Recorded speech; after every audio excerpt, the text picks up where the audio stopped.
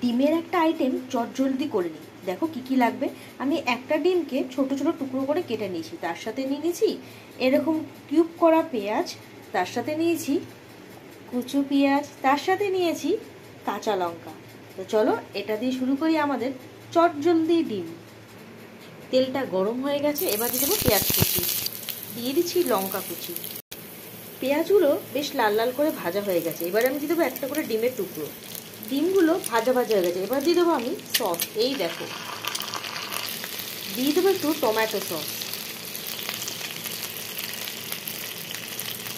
এবার দিয়ে দেবো ডুবো করে কাটা পেঁয়াজগুলো।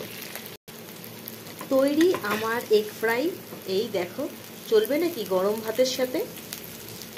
তাহলে চলে এসো, আমি কিন্তু জাস্ট এইমাত্র রান্না করলাম, গরম গরম জমিয়ে খাওয়া যাবে।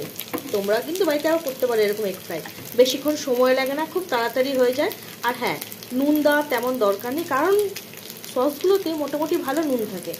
তো চলো ডিনারটা শেষ করি। তোমরা কিন্তু একবার এইভাবে করে খাও এগ ফ্রাই।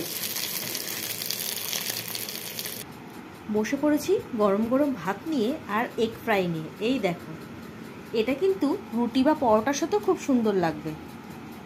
আমাদের মতন যারা অফিসে চাকরি করো বা যারা বাইরে যেখানে চাকরি করো, আমাদের কিন্তু আর বাড়িতে এসে ভালো লাগে না কিছু রান্না করি, মনে চটজলদি কিছু করে নিই। তার জন্য এগ ফ্রাইটা কিন্তু একদম জমে যাবে।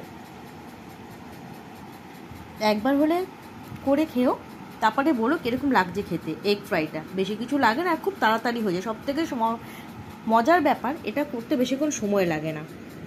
এই দেখো, আর খেতে দারুণ লাগে। তো চলো আসছি পরের ভিডিওতে, এখনকার মতন টাটা।